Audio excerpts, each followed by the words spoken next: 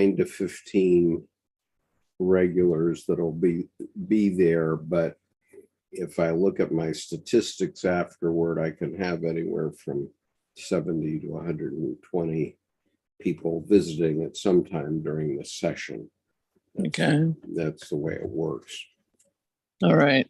Well, thanks for the info, Skip. Yep. I'll probably email you for that. Thank you. Okay. Let's see. So we are live on YouTube, and where is my chat? Just a moment.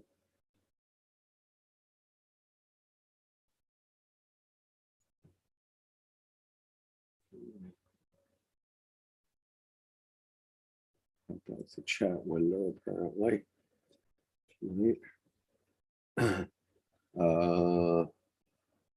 I seem to be inanimate on YouTube, which doesn't seem to be very good. Hello? No.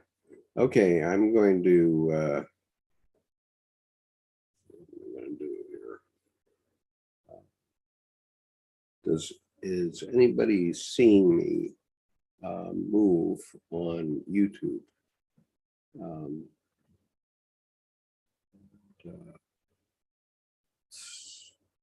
Chat. YouTube keeps changing the way they want to present the chat, and so sometimes it comes up automatically, and sometimes it comes up as a separate box. But I seem to be frozen on YouTube. Now I seem to be moving.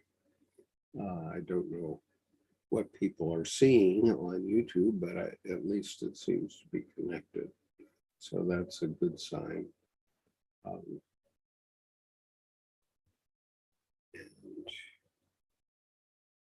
let's see.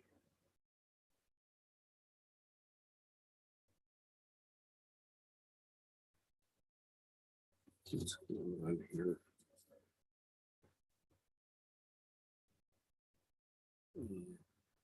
Adobe wants to install something on my computer, which I definitely do not want to do. Are good. Thank you for being here with us tonight. I wasn't sure whether I was connected to YouTube or not. So it's very nice to have you here with us. And so we're going to have sort of a casual start, because YouTube is giving me my chat in a different location tonight. So it's a little challenging, but I think I can handle it. Okay, so what I'm going to do now is I'm going to read this paragraph by paragraph. I do know that Jordan Hoggard, who is often with me on these sessions, is involved in a complex tarot reading at the moment. He's a retired architect, but now he's a professional tarot reader, and he does that in the plaza at Taos, New Mexico. And so that's his business, and if he's in a reading, which he said he is tonight, he may not get to us for a while. So I'm just going to go ahead and start. Maybe some of our other regulars will start arriving soon. And if you want to ask any questions or comment, you're welcome to do so. All right, so beginning, I'm reading in 2 essays on analytical psychology, and I assume that everybody who knows my YouTube channel pretty well knows that I've started a banned book playlist this week. And I started with the reading of Animal Farm, of which I've read 3 chapters so far. And I would certainly welcome anybody that wants to read a banned book to do so. And I will also post it on my YouTube channel because I'm anathema to banning books. And I just found out that there's actually a list of the 100 most banned books by decade for the last 30 years. And the reason I got interested in doing this again, when people started banning books, my wife went out and bought all the banned books that she could think of. And so she made them in a stack on our coffee table, and they're readily available to our grandchildren to read and check out if they wish to. And I have a rebellious streak, and of course, Animal Farm's about a rebellion. So that's the one I chose to begin with. So we are on 2 essays on analytical psychology, and we're on paragraph 330. And this is part of the Animus and Anima and Animus chapter. And so I'll read paragraph 330. An inferior consciousness cannot eo ipso be ascribed to women. It is merely different from masculine consciousness. But just as a woman is often clearly conscious of things which a man is still groping for in the dark, so there are naturally fields of experience in a man which for women are still wrapped in the shadows of non-differentiation, chiefly things in which she has little interest. Personal relations are as a rule, more important and interesting to her than objective facts and their interconnection. The wide fields of commerce, politics, technology, and science, the whole realm of the applied masculine mind, she relegates to the penumbra of consciousness, while on the other hand, she develops a minute consciousness of personal relationships, the infinite nuances of which usually escape the man entirely. Okay, you're welcome to comment on that if you want. What I would say is that, when I was growing up, and for probably at least the first 60 years of my consciousness, this never really came to me that the way men and women think about things is different. He's saying here that there's not one over the other, but they're different. And as I've gone back in my Jung career and read what he says, I say, well, yeah, okay, it's probably to a certain degree true. But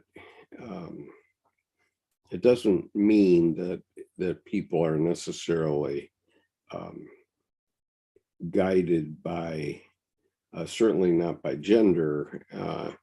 And if I were to compare me and my wife, there's no question in my mind what my gender is, but I would have to say, at this point in my life, I would have to say that I tend toward the feminine much more than my wife, because I am a P, a perceiving person in the Myers-Briggs type indicator, and she is a J, she's a judging person.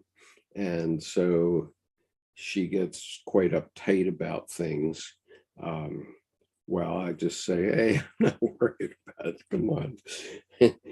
And so fortunately, that's kept us on an even keel for most of our marriage. And so, I don't see why. I mean, even though I acknowledge this feminine aspect in me, which also relates to this YouTube channel because I'm relating with people, finding a way to relate with them. Even though I'm quite introverted, but because Zoom gives me a way to reach people without taking great risks, it means that I have a very broad following around the world. And I don't have to travel. I did a lot of that during my career. And let's see, what else would I say? I guess, as a layman, I have to say men are men and women are women. I always was upset when the men and the women separated on Thanksgiving Day, and the men went in and watched a bunch of men beat up on one another in a football game, and the women went out in the kitchen and talked about babies and washing machines and relationships. And I always wanted to be talking to the women, but the guys didn't do that. So I finally shrugged and succumbed. But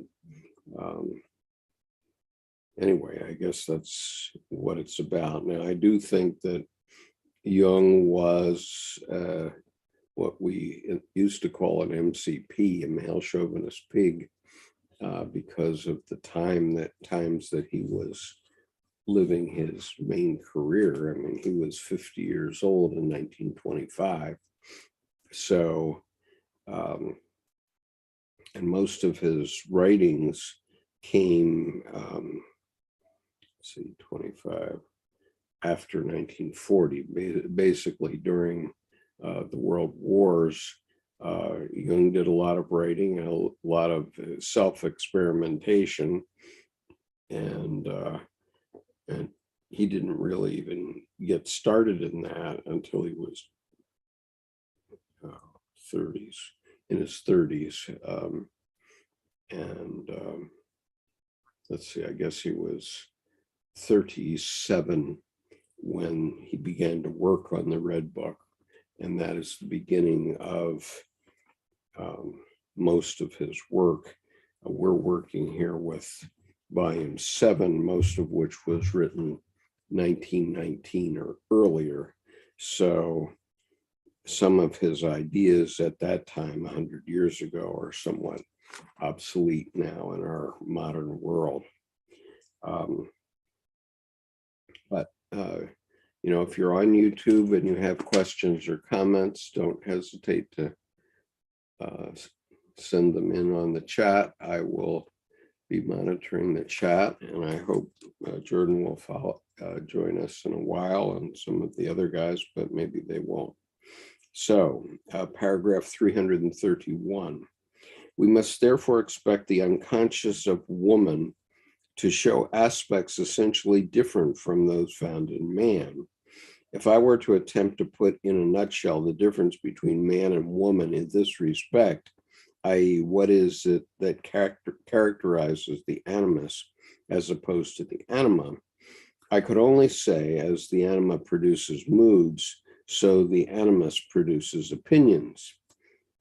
And as the moods of man issue from a shadowy background, so the opinions of a woman rest in equally unconscious prior assumptions. Animus opinions very often have the character of solid convictions that are not lightly shaken, or principles whose validity is seemingly unassailable. If we analyze these opinions, we immediately come upon unconscious assumptions whose existence must first be inferred. That is to say, the opinions are apparently conceived as though such assumptions existed. But in reality, the opinions are not thought out at all. They exist ready-made, and they are held so positively and with so much conviction that the woman never has the shadow of a doubt about them. Okay, well, this is Dr. Jung suggesting that stuff is pretty well settled in the human psyche, and it's been developing for millions of years. And so there are some things that he would say would be, you could take it to a bank if you were a woman, whereas men tend to get moody, I guess. But, I think this is a bit overblown. I mean, I served 23 years in the U.S. Marines as an officer. And 3 years of that involved a deployment to Vietnam. And then 20 years was in the reserve. But, I never had any doubt about my manhood. I never had any doubt about what I was required to do as a Marine Corps officer, and I still don't. I have a uniform, in fact, several of them in my closet, and sometimes nowadays I do go and do honor salutes for our local hospice, where we have a lot of Viet vets who are now dying, but when I do that, my whole demeanor changes, and nobody would know that, I'm the kind of person that wants to reach out in this way on Zoom and have a connection with other people. And no one would have any clue about what I do in the business world. And, a few people who have been my regular followers have known for some time, I guess, but most have not. And so I think that Dr. Jung tends to pigeonhole people a little too much, because it's certainly true in my life that if I'm driving down the road and I'm me, Skip Conover, the Jung aficionado, let's say, and suddenly I have to go to the Marine Corps base for something, my demeanor and my persona changes dramatically at that point. And I don't have to think about it. If I put my uniform on, I'm a stereotypical Marine Corps officer. And nobody would have any clue about what I know about Carl Jung. And so I think that the same is true of women. Unfortunately, Olivia Newton-John died today at age 73. She was, my brother and I were both in love with her. And thank you. And that's one of the things that my wife does as a connected thing, which is that she brought me 2 eclairs, which I'm not going to be able to eat as if I'm holding forth by myself. But anyway, my brother and I were both in love with Olivia Newton-John. One of her songs, which I really love, have always loved my whole life, is you have to believe you're magic. And I definitely believe in magic. I know that.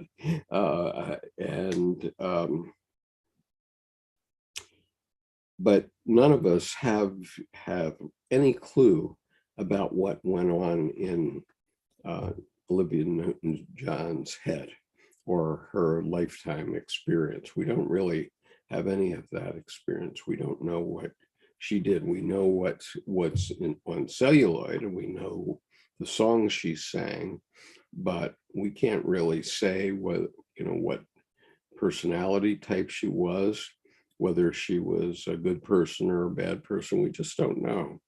And so I think that Jung, when he was writing this, was a little too rigid and a little too, set in the traditional ways at that time. And gradually he's pulled out of, gradually some of the rest of us rehabilitate him. But, very honestly, even though I love his writing, and I always have for the last 35 years, I don't think I would have liked being with him as an individual. And so anyway,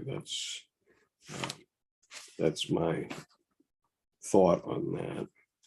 Okay, paragraph 332. One would be inclined to suppose that the animus, like the anima, personifies itself in a single figure.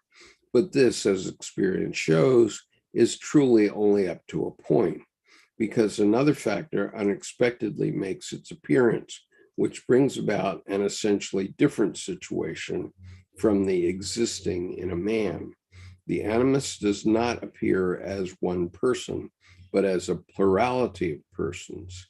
In H.G. Wells's novel, Christina Alberta's Father, the heroine, in all that she does and does not do, is constantly under the surveillance of a supreme moral authority, which tells her with remorseless precision and dry matter-of-factness what she is doing and for what motives.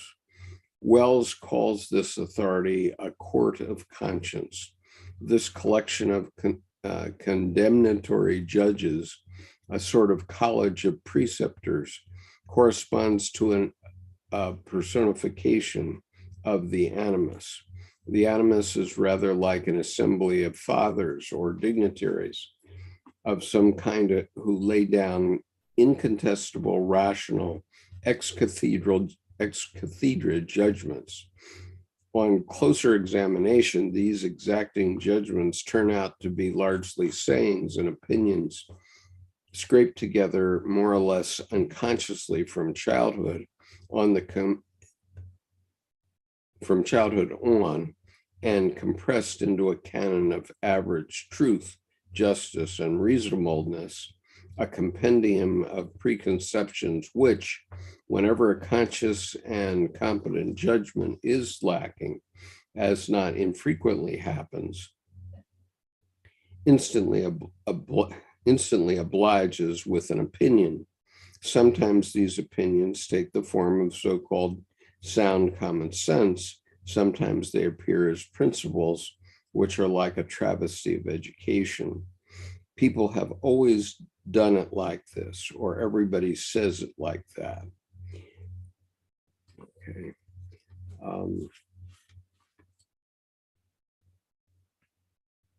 Okay, so you're welcome to comment on this if you want. I wouldn't know from a woman's point of view whether women typically in the psyche have this court of preceptors or whatever it is he called it, who are always making judgments on what's happening. I do recognize myself in the Jungian sense, which is a deep central God image in Jungian terms. But I don't recognize a whole chorus of them, let's say, but maybe women do feel that. And maybe women do get ex cathedra judgments. That would be like when he's saying ex cathedra, it's like saying you go into an empty church one day and an empty cathedral one day, there's nobody else there, and all of a sudden you hear this voice saying, you have done wrong, and that voice is not a human being, and it comes from what Jung used to call the 2 million-year-old person, but it's actually the 3.5 billion-year-old person, namely that we aren't born tabula rasa. Okay. I mean, a lot of people think that, children only know what they're taught after they're born, but this isn't the case at all, because we've come up through literally millions of generations in our ancestry. And the fact that we keep adding layers to our psyche as each generation passes means that we're better equipped to live our lives. And so all that material isn't forgotten. It's not conscious, but once it gets activated, it becomes quite conscious. And there's certainly opinions that we have. I certainly have. Let's say my feminine side has an animus, and my animus of my feminine side certainly is judgmental about certain things that have happened in our society in the last few years. But that's just to point out that it is complex. There's more levels than just our consciousness. And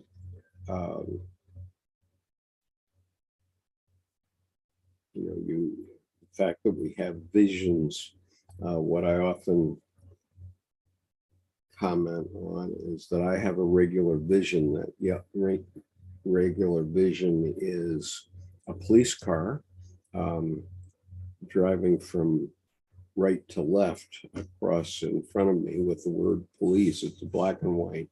The word police is printed on the side of the car in white. And what I learned, about 30 years ago was that I have no need for a radar detector, because my unconscious and my intuition, which is typically a feature of a feminine psyche, is so attuned that I came to realize that when I had that vision, it meant that there was, in primitive terms, it meant that there was a predator in the area. But in 20th century terms and early 21st century terms, it meant that there's police activity in the area and I should slow down, which it never fails. Every time that vision comes to me, and it does very often come to me when I'm driving, every time I get it, I will see police activity within 90 seconds, usually more quickly. Now, why does that happen? It happens because some warning mechanism in my psyche is warning me of a predator. And, in primitive terms, that's what it would be. And, that's a facility that our ancestors developed millions of years ago to protect them in the jungle. And, I fully recognize it, and I pay attention. When I get that vision, boom, I know something's up.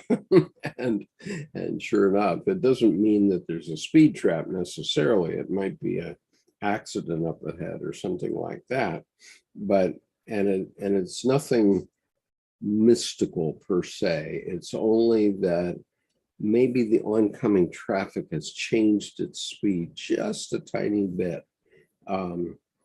And my unconscious picks up on that, gives me cues, or I see the oncoming traffic, people will flash their headlights sometimes when there's a speed trap.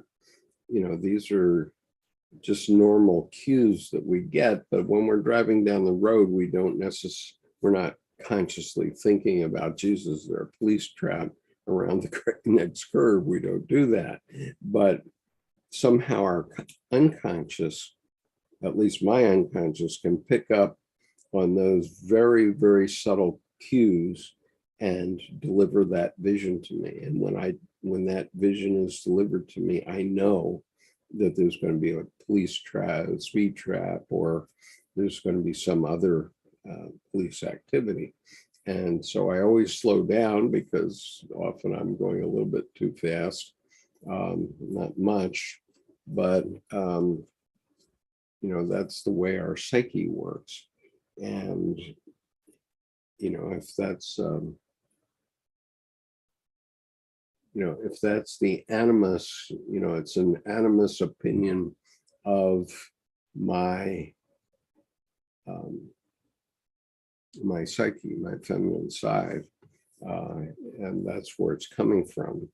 And when I test on the Myers-Briggs, I test in the 99th percentile of intuition. So my problem is that I just get things. I know what something means, and I don't have to think about it very much. And whereas somebody who's a sensing person doesn't get something. So the way I say it simply is, an intuitive person, you can tell, you can show them 3 trees and say to them, there's a forest, and they will believe you.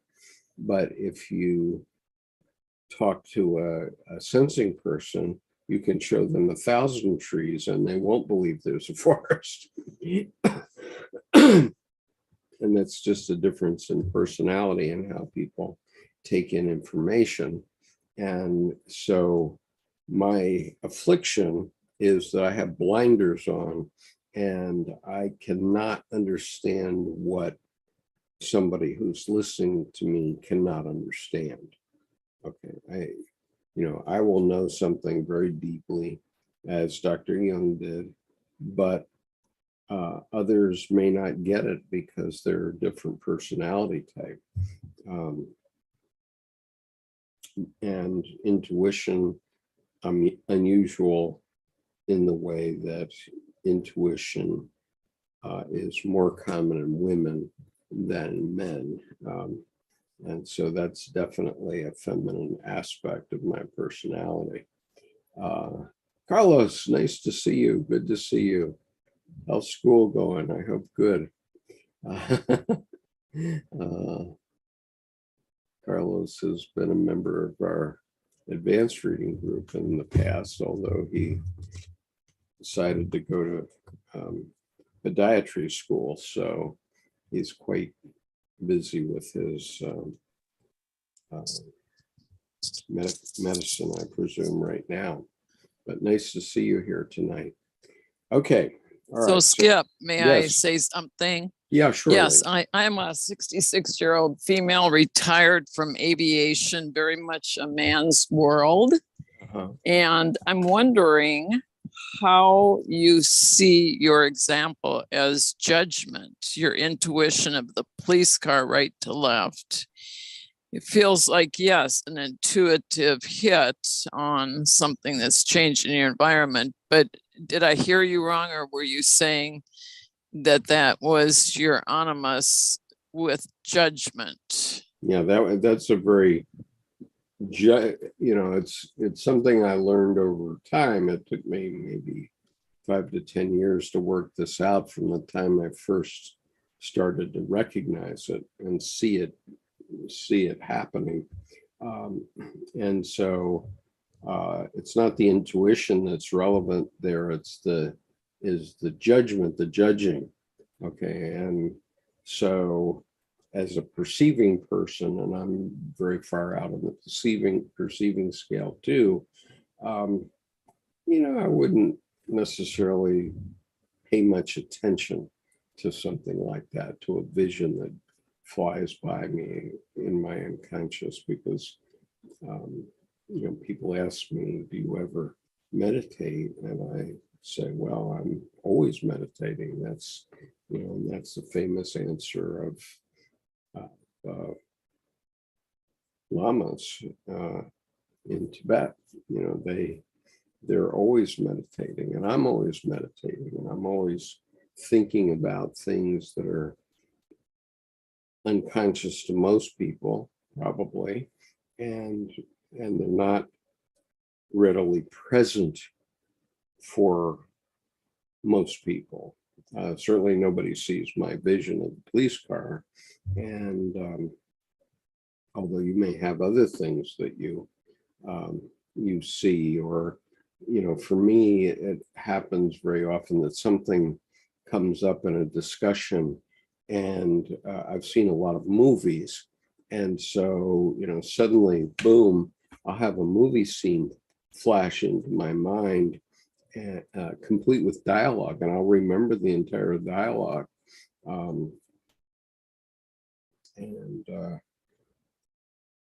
and so that's coming from my unconscious. I've probably seen 3,000 movies or more in my lifetime, and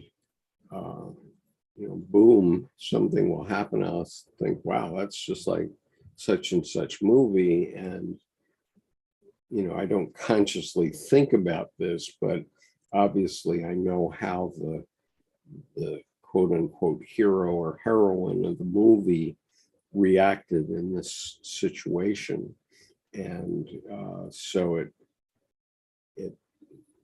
tells me something about what I should do to react to my own situation, and so the judging, so the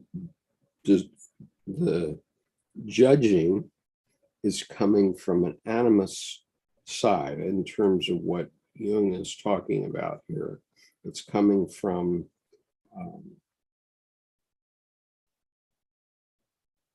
a traditionally male judgment rather than from the feminine side, because my feminine side, the reason I say I know I'm more on the feminine side is that I'm intuitive. I'm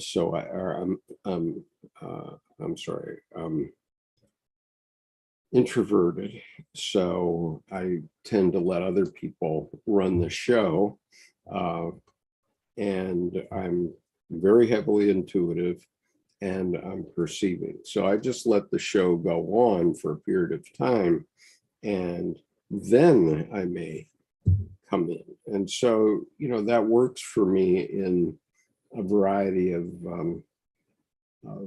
male-dominated things. For example, in the Marine Corps, we have a training program or training activity at Officer Candidate School called the Reaction Course. And what they do is they have these little booths that are about maybe 10 or 15 feet on a side, and they're built with lumber, and they have different combat problems that you might actually run into in combat.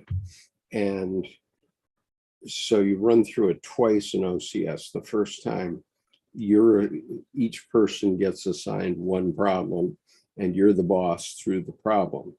But the second time, they take you out on a conditioning hike of about 3.5 miles with full gear. They bring you back, and then they don't assign a leader and tell you the problem that you're going to face in this particular booth, and see what happens with the 10 officer candidates that are there. Well, my tendency in that kind of a situation is to hang back. And because the sensing extroverted types will all jump forward and say, we got to do this, we got to do that, we got to do this. And invariably, in that particular problem, they're often wrong. And so what I did was I would just hang back for 5 minutes, and focus on working through the problem. And then when everybody else was stumped, I would step in and say, here's what we have to do. And it worked quite well for me. And it works quite well for me in business. In other words, I work best as the number two in a business situation where the CEO, is calling all the shots. We're going to do this. We're going to do this. We're going to do this. And I hang back. And then when he gets befuddled for some reason, and it often happens, then I can step in and offer an answer, which is, not the aggressive Marine Corps Lieutenant Colonel. It's more a feminine approach, but and then the man that gets sheepish and lets you press forward. And so in terms of the vision, that reaction, I think, comes from the animus of my feminine side. That's all I can say, I guess. And it comes from the judging function, judging and perceiving being opposites in Jung's system. Does that help any? I don't know. Yes, I just hadn't thought it completely through. Thank you. Yeah, well, very few people have thought these things through, but as I said, I've been meditating on it for about 35 years. Why does your police car go right to left? Just curious.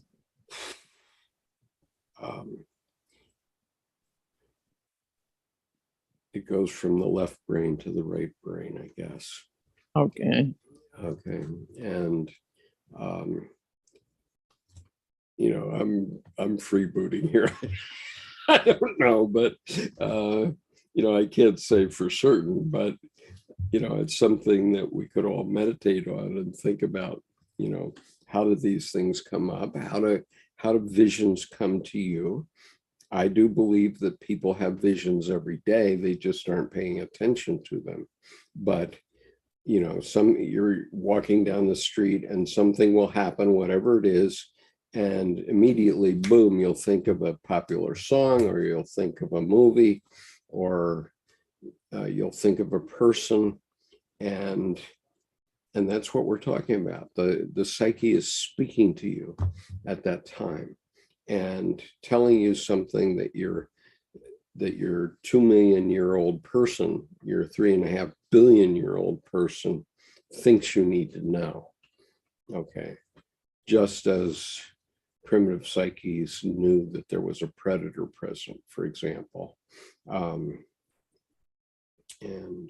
what another example that comes out from the primitive mind is that we have a falling reflex sometimes when we're in bed, and we wake up with a start because we think we're falling. Well, that falling reflex, probably we haven't needed it for 1 million years or more, but it goes back to the time when our ancestors were living in trees.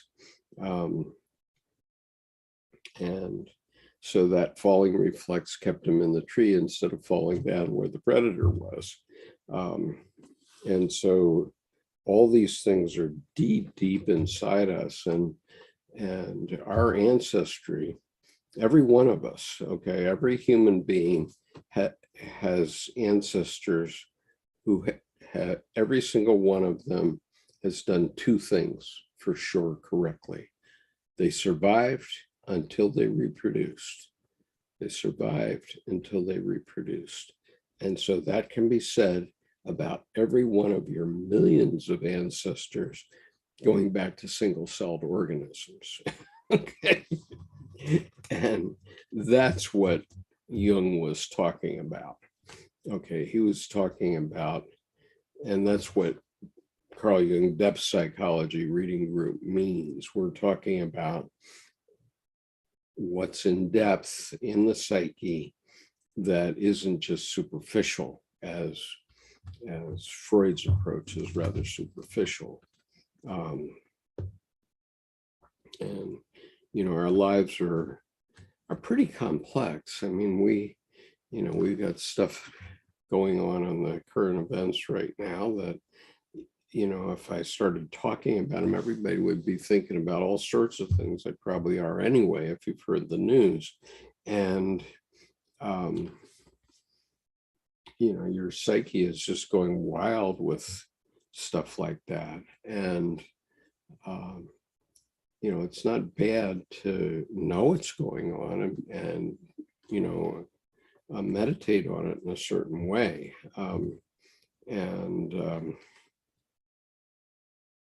I've had a long-term conversation with my friend Tim Holmes, who is very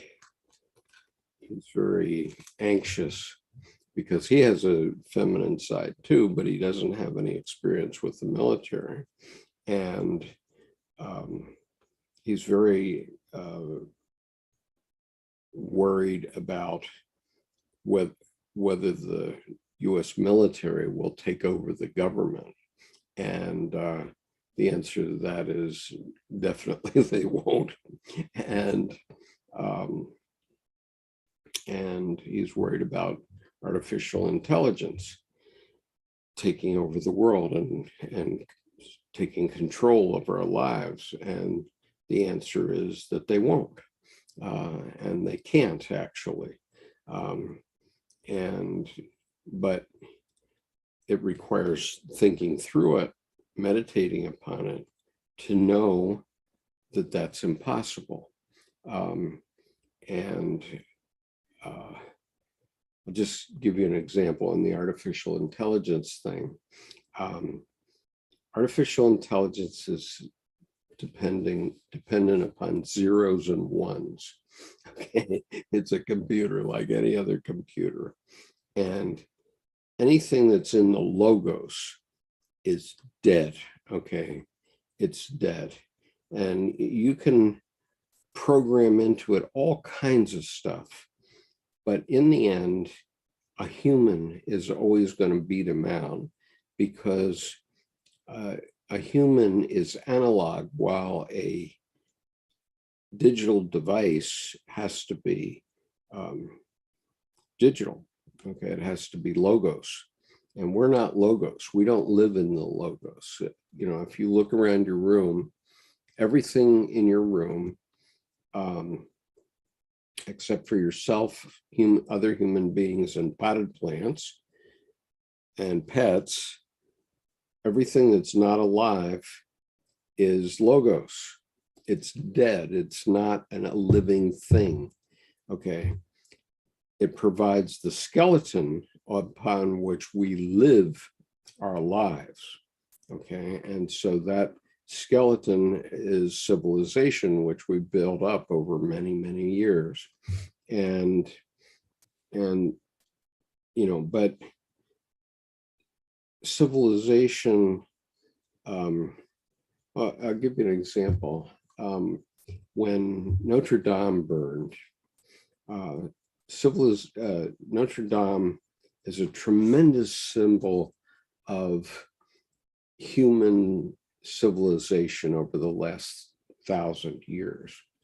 Now, I'm not a Catholic, but when I walked in the house that day and I turned my television on and I saw Notre Dame burning, I broke into uncontrollable weeping. I just couldn't control myself. And I'm saying, why am I weeping? And, the answer is so complex. But in the end, I realized that that all that is just things, but certainly Notre Dame will be rebuilt. And the interesting thing was that before that fire, the fathers of the church could not get the government of France to invest $1 million a year in maintenance of the building.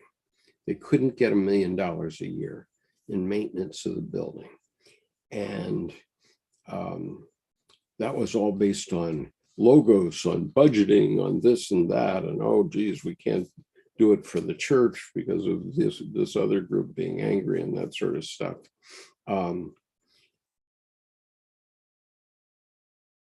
And certainly the works of art, to the extent any of them were lost, were priceless, and they're a terrible loss to our culture.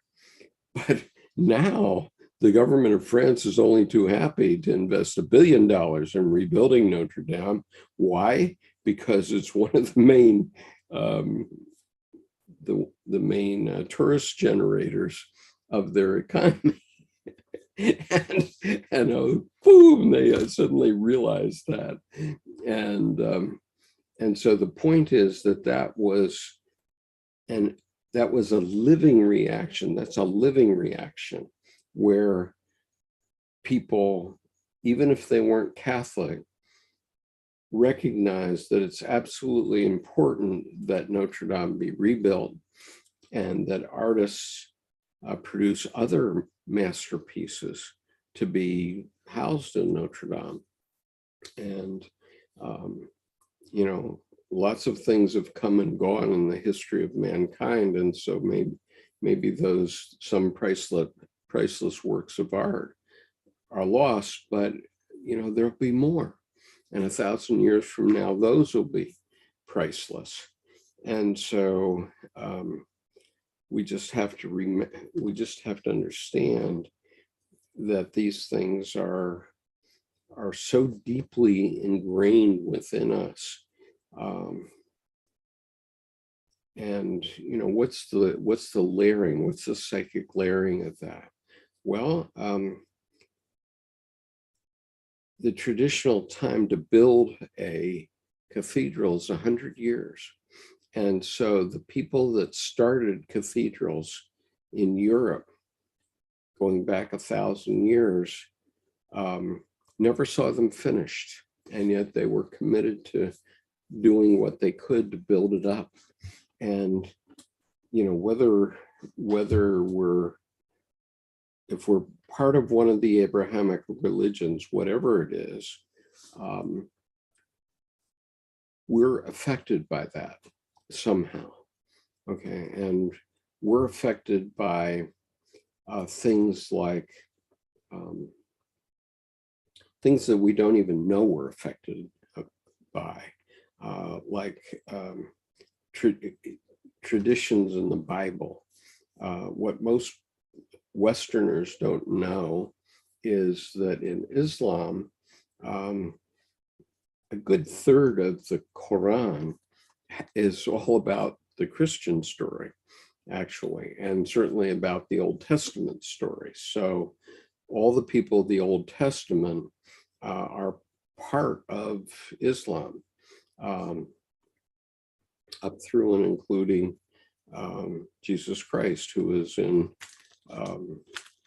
the whole Christian story exists in the Quran. And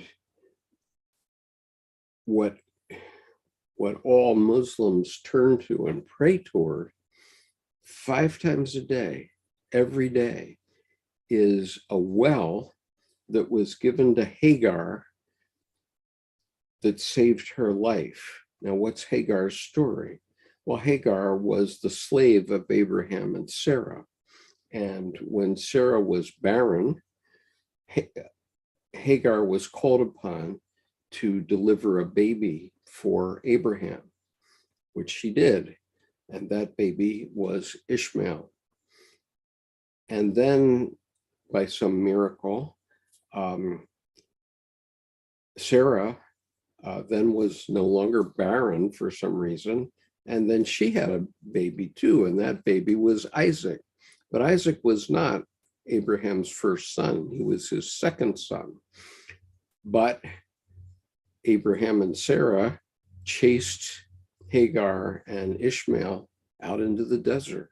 Okay, and we're talking about something that happened 3,500 years ago. But it seems to me fairly likely that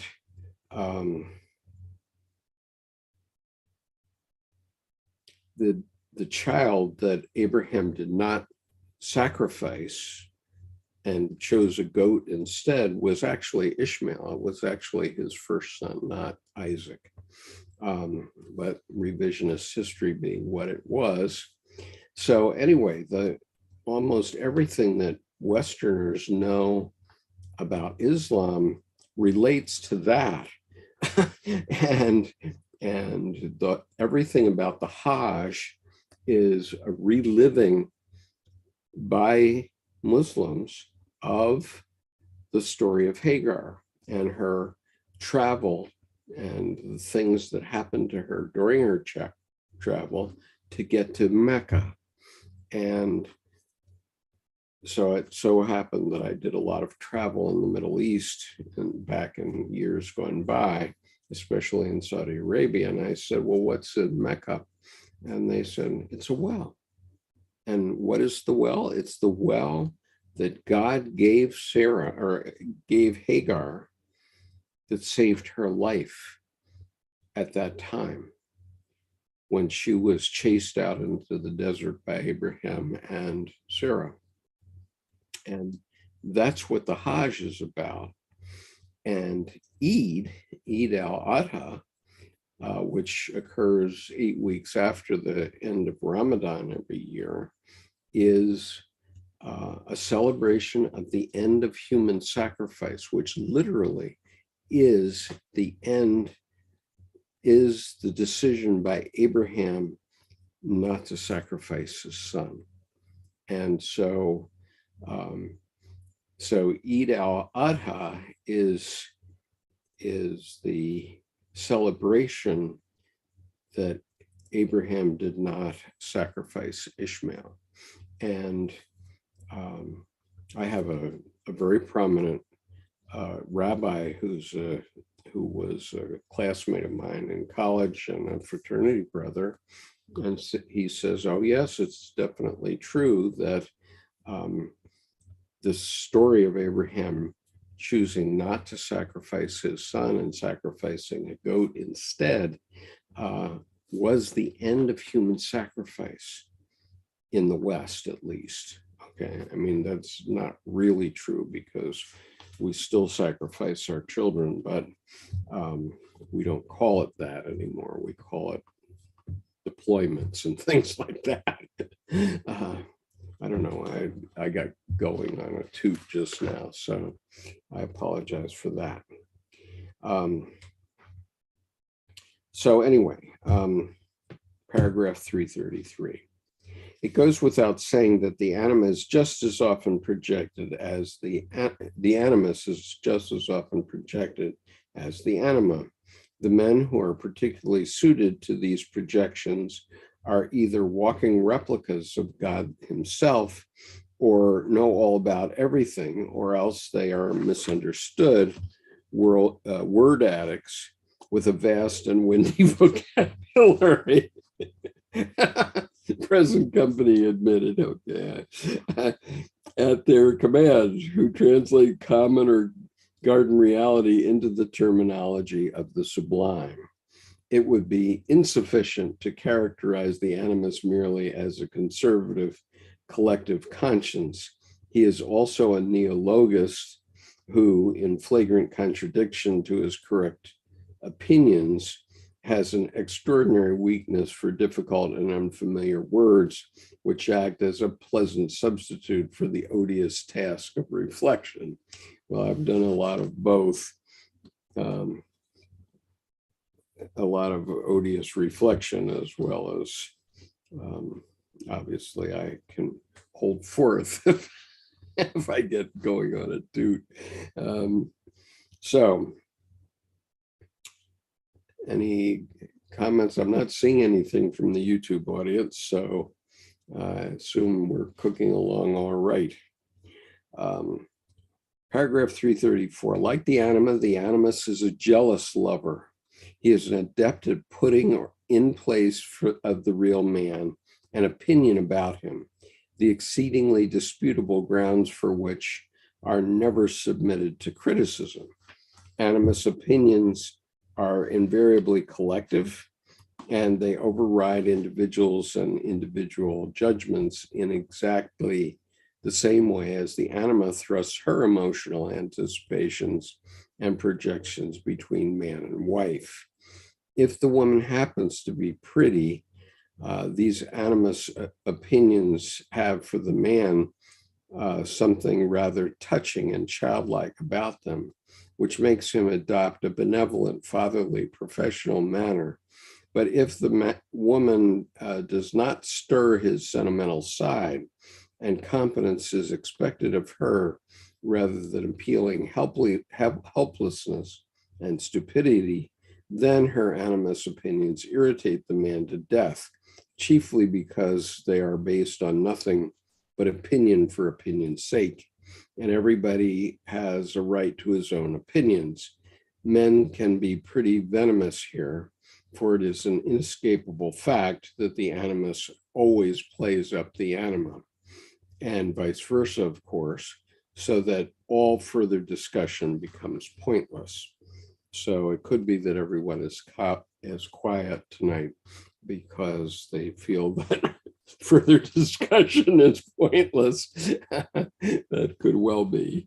But obviously, all of us have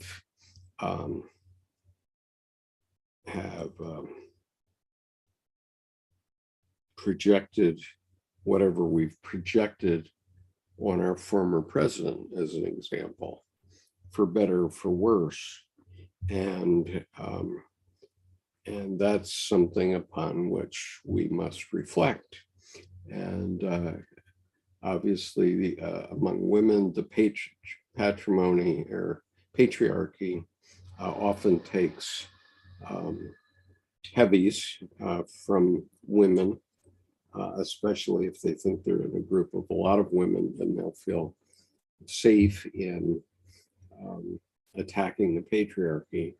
And this happened with me one time where I was running a group that was primarily women, and the patriarchy came up, and boy, they were going at it and saying, well, we just got to pull back and go to the opposite side. And that's not true at all. What Jung said is that we have to be able to hold these opposites. And so there was great criticism about some of the men who were involved in the January 6th event. And I said, well, wait a minute. A lot of those men were men who kept me alive when I was in Vietnam, and they don't deserve this Animus style judgment that you're laying on them. Okay, those are my comrades in arms, some of them.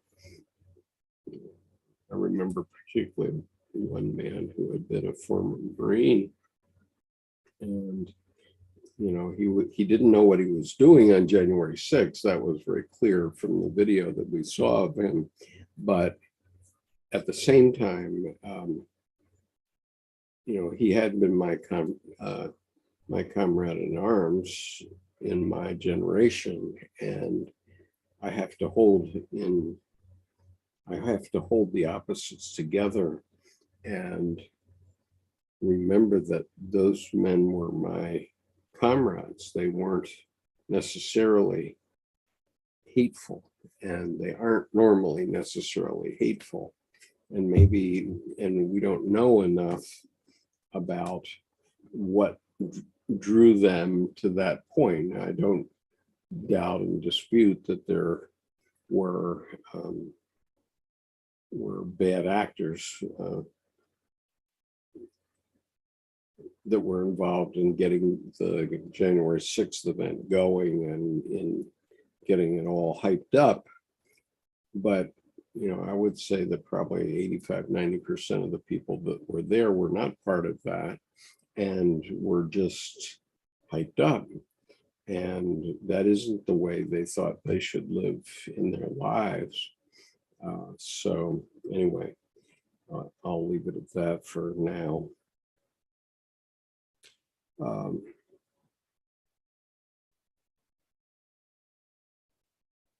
But obviously, we all have to reflect. And another example was on January 6th of last year, or I'm sorry, when was it, 2020. I was running an advanced reading group that particular day, or I was leading it. And my wife came in and started to pass me the headlines of what was going on that day. And my dear friend Tim said, "Oh my God, you know, what will happen? Will the army come and take over the government?" And it just never occurred to me why he was coming in that way. And I said, "No, they won't, Tim. I know those guys, and that isn't going to happen, and that won't happen." And I said, "You know, I've been to their senior schools. I know the way they think. They would not do that." And Tim was not very convinced, but gradually we see now the truth of what was said. And even today in the New Yorker, there's a terrific story in the New Yorker today, which I shared with him, called Trump and His Generals. And it absolutely confirms what I said back on January 6, 2020. But I'm not sure Tim is convinced yet. So, anyway, and I'm sure a lot of people are not convinced. And interestingly enough, if you have access to the black books of C.G. Jung, which is the raw material for the red book, this morning I completed my reading of volume 7, which is the last volume of the black books. And in the third to last footnote of volume 7, Jung states exactly, he predicts exactly what our dilemma is right now and predicts the outcome. And it's actually very encouraging because he wrote that on December 14th and 15th, 1932. So almost 90 years ago. And yet he exactly prophesied what could happen on January the 6th and what the outcome will be. And we're seeing it play out on our television sets every night. So if you can go to your local library and ask for volume 7, turn to the last page and look at the third to last footnote, you have the essence of it. Okay.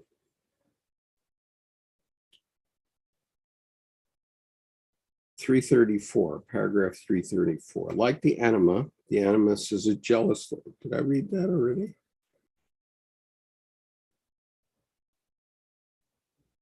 Well, let me try this. I'll read it anyway.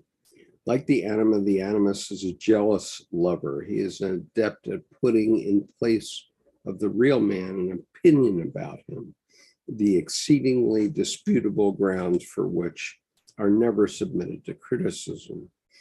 Animus opinions are invariably collective, and they override individuals and individual judgments in exactly the same way as the anima thrusts her emotional anticipations and projections between man and wife. If the woman happens to be pretty, these animus opinions have for the man something rather touching and childlike about them, which makes him adopt a benevolent, fatherly, professorial manner. But if the woman does not stir his sentimental side, and competence is expected from her rather than appealing helplessness and stupidity, then her animus opinions irritate the man to death, chiefly because they are based on nothing but opinion for opinion's sake, and everybody has the right to his own opinions. Men can be pretty venomous here, for it is an inescapable fact that the animus always plays up the anima and vice versa, of course, so that all further discussions become pointless. And this is exactly what happened in my first marriage, unfortunately, which led to divorce.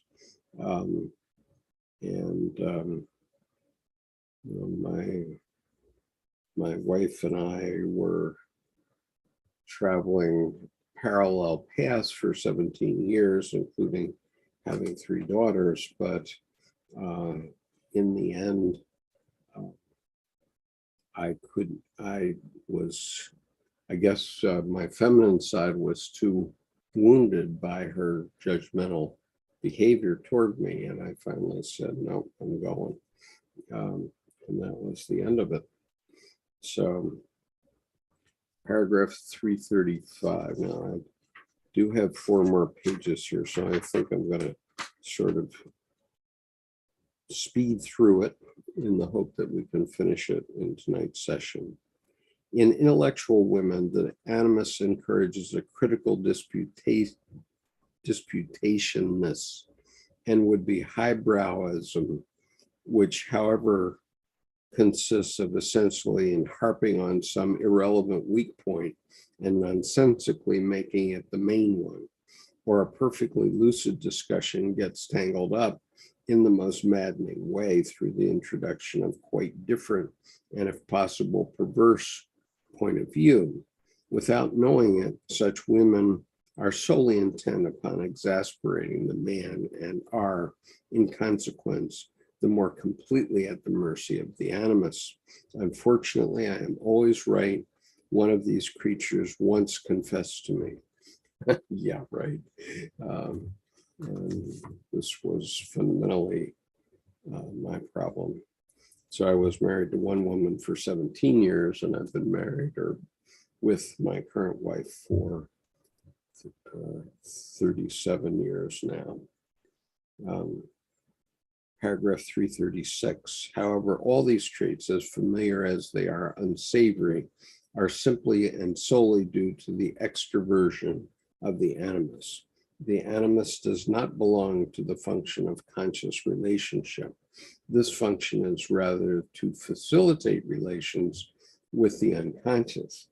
Instead of the woman merely associating opinions with external situations which she ought to think about consciously, the animus as an associative function should be directed inwards, where it could associate the contents of the unconscious.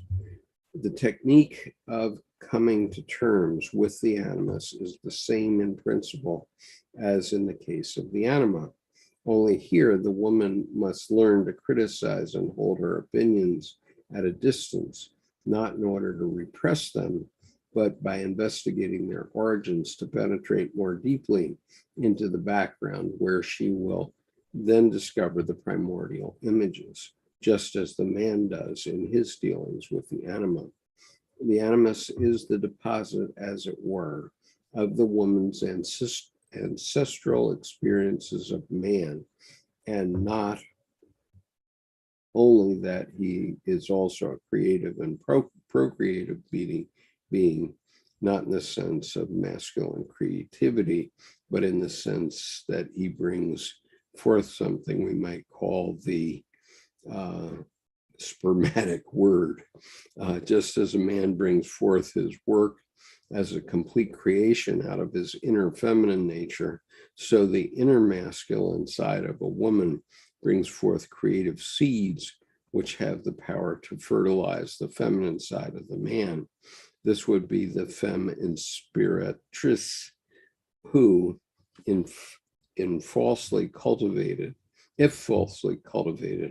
can turn into the worst kind of dogmatist and high-handed pedagogue, a regular animus hound, as one of my women patients aptly expressed it. Okay. So in any relationship between a man and a woman, you have actually think it's 4 relationships, because you have the experience of the man to the physical woman and the man to the unconscious woman. And the woman has the relationship to the physical man and the relationship to the unconscious man. And then, so that's 4. And then there's the relationship of the conscious man to the conscious woman.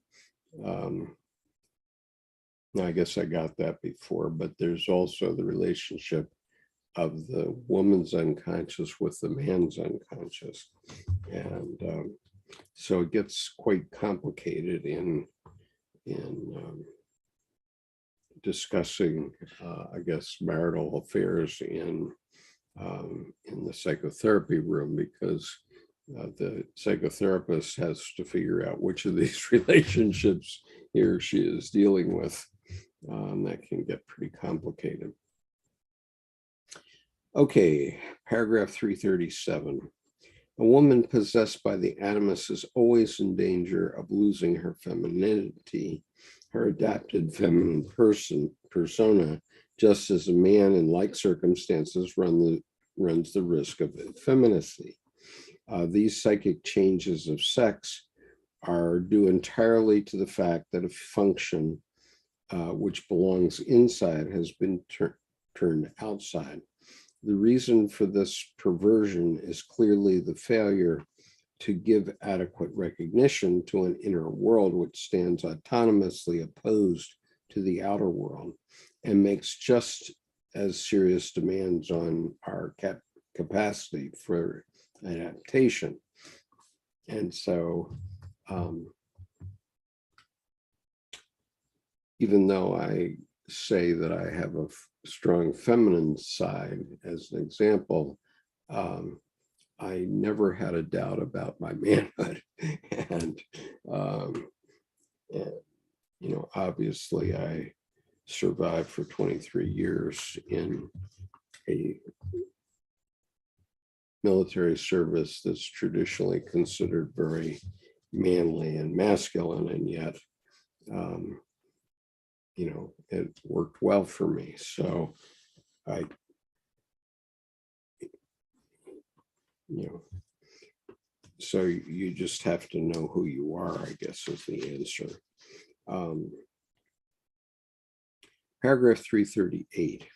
With regard to the plurality of the animus as distinguished from what we might call the unipersonality of the anima, this remarkable fact seems to me to be a correlative of the conscious attitude. The conscious attitude of woman is in general far more exclusively personal than that of man. Her world is made up of fathers and mothers, brothers and sisters, husbands and children. The rest of the world consists likewise of families who nod to each other, but are in the main interested essentially in themselves. The man's world is the nation, the state, business concerns, etc. His family is simply a means to an end, one of the foundations of the state, and his wife is not necessarily the woman for him, at any rate, not as the woman means it when she says, my man. The general means more to him than the personal. His world consists of a multiple of coordinated factors, whereas her world, outside her husband, terminates in a sort of cosmic mist. A passionate exclusiveness therefore attaches to the man's anima, and an indefinite variety to the woman's animus, whereas the man has floating before him in clear outlines the alluring form of a Circe or a Calypso. The animus is better expressed as a bevy of Flying Dutchmen or unknown wanderers over the sea, never quite clearly grasp protean, given to persistent and violent motion. These personifications appear in, especially in dreams, though in concrete reality, they can be famous tenors, boxing champions, or great men in faraway unknown cities. So I'll just comment on this in the context of my mother-in-law, for example, who will turn 92 this year. But one time we were down in Miami, on Miami Beach. I think it was after a cruise we had gone on, and she said she saw a couple of men go by who were real punks, and boy, she was just following them until we explained to her that these men are actually gay men who hang out on South Beach down in Miami, and they wouldn't be interested in her as a woman. and so she said, "Oh, okay." This was when she was about, I don't know, 86, 87 years old. So even no matter what age, a man or a woman can get attracted to someone who meets their animus criterion. In my case, it was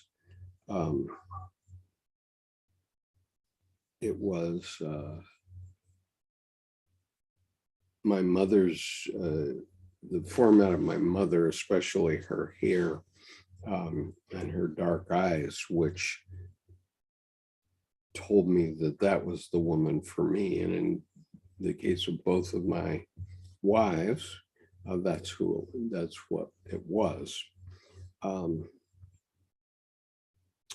So 339, two more paragraphs. Am I getting anywhere? I'm not.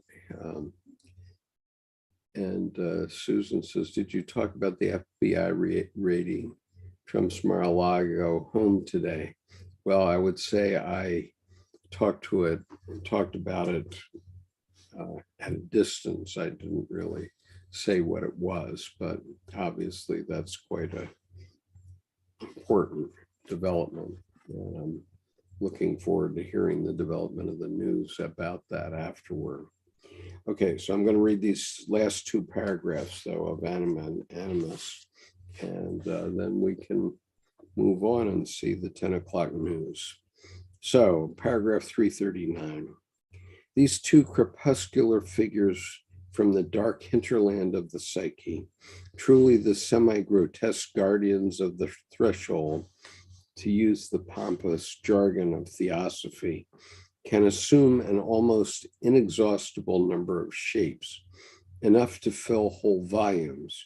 Their complicated transformations are as rich and strange as the world itself, as manifold as the limitless variety of their conscious their conscious correlate, the persona. They inhabit the twilight sphere, and we can just make out that the autonomous complex of anima and animus is essentially a psychological function that has usurped, or rather retained, a personality only because this function is itself autonomous and undeveloped. But already we can see how it is possible to break up the personifications, since by making them conscious, we convert them into bridges to the unconscious. As we become, it is because we are not, it is because we are not using them purposefully as functions that they remain personified complexes. So long as they are in this state, they must be accepted as relatively independent personalities. They cannot be integrated into consciousness while their contents remain unknown. The purpose of the dialectical process is to bring these contents into the light And only when this task has been completed and the conscious mind has become sufficiently familiar with the unconscious processes reflected in the anima will the anima be felt simply as a function. Okay, so I can just say that I've had many experiences of seeing women other than my two wives who met the requirements of my anima. And boy, those women could be tempting to me. But the reality is that, you know, it's a problem if you pursue that. And so we sometimes learn these things after painful experience. All right, paragraph 340. Do not expect every reader to grasp right away what is meant by animus and anima, but I hope he will at least have gained the impression that it is not a question of anything metaphysical, but far rather of empirical facts which could equally well be expressed in rational and abstract language. I have purposely avoided too abstract a terminology because in matters of this kind, which hitherto have been so inaccessible to our experience, it is useless to present the reader with an intellectual formulation. It is far more to the point to give him some conception of what the actual possibilities of experience are. Nobody can really understand these things unless he has experienced them himself. I am therefore much more interested in pointing out the possible ways to such experience than in devising intellectual formulae, which, for lack of experience, must necessarily remain an empty web of words. Unfortunately, there are all too many who learn the words by heart and add the experiences in their heads, thereafter abandoning themselves according to temperament, either to credibility or credulity or to criticism. We are concerned here with a new questioning, a new and yet age-old field of psychological experience. We shall be able to establish relatively valid theories about it only when the corresponding psychological facts are known to a sufficient number of people. The first things to be discovered are always facts, not theories. Theory building is the outcome of discussion among many. And so we haven't had much discussion here tonight. I hope this has been useful to you. I just do want to mention the genesis of the banned book project that I'm working on.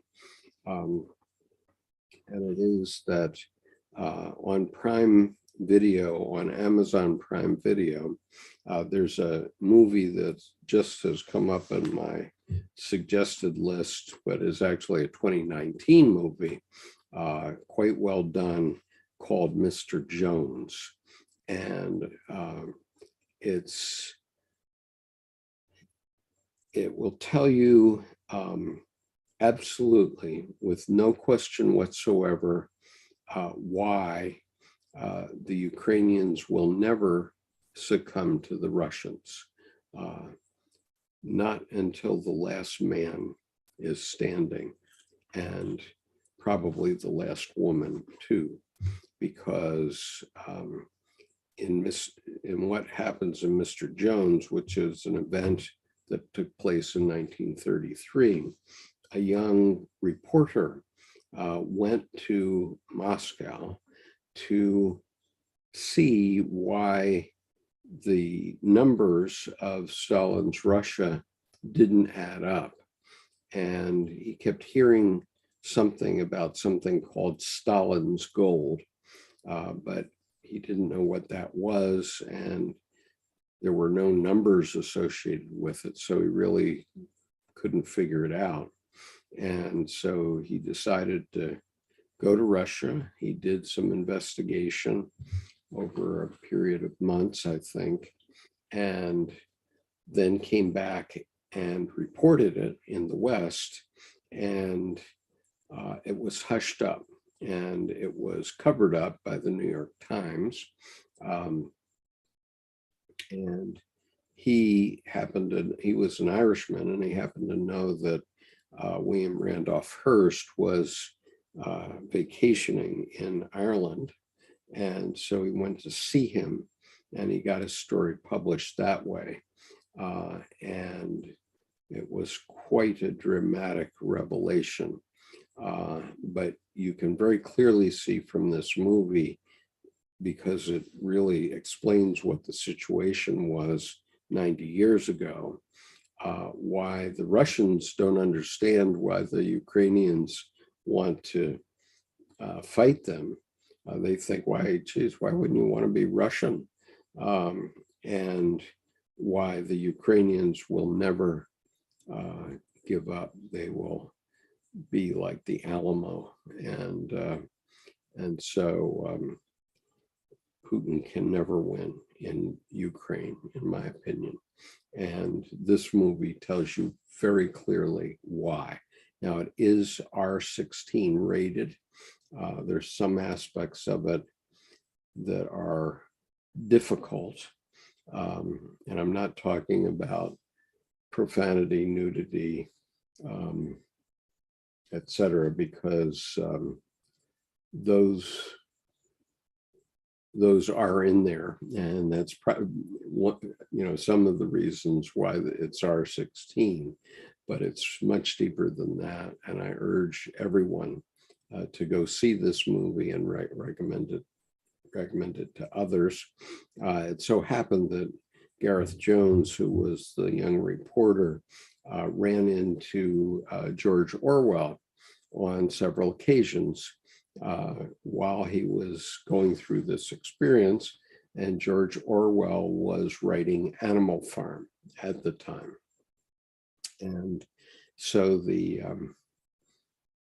there's a parallel in the movie to Animal Farm, and that's one of the reasons I'm reading it. It's a banned book, and I'm a rebellious son of a gun, so I'm going to start reading some of these banned books on to YouTube so that others can have access to them, even if they aren't in the local library.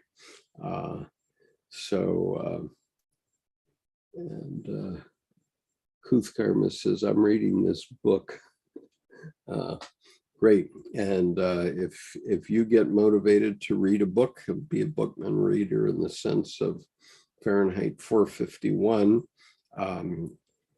if you make videos of yourself reading your book, I will help you promote them through my YouTube channel, because I'm absolutely anathema to the censorship routine.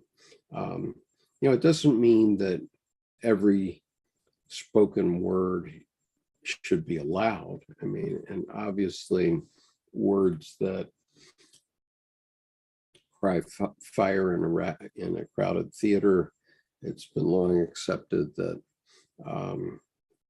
instigating a riot is not acceptable behavior. It has nothing to do with your right of free speech. It has to do with having responsibility for your society.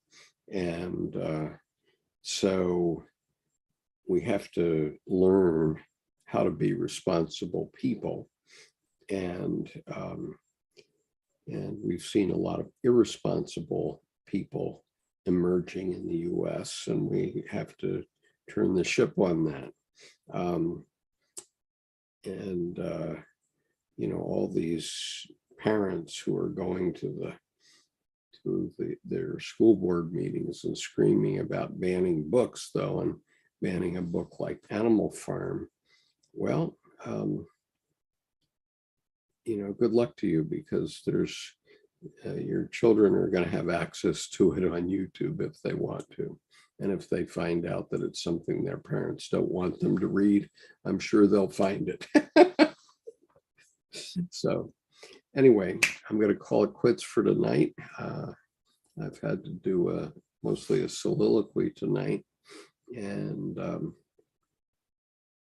so next week, let's see, what are we going to be doing next week? We are going to be working on the technique of differentiation between the ego and the figures of the unconscious. So how you go about separating your ego from the other figures that are running around in there, whether you know it or not. Now, fortunately, we have Jung's experience in the Red Book to give us an example of what that is, because if you do active imagination the way Dr. Jung did, your complexes will appear to you as actual human figures, and you will be able to converse with them just as Dr. Jung did. And I've had this experience personally myself, so I'm sure that that's true.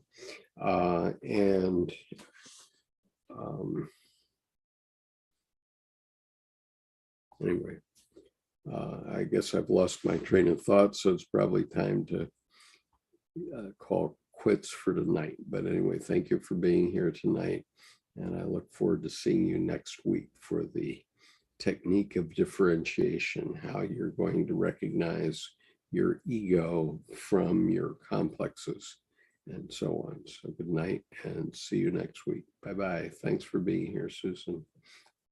Thanks.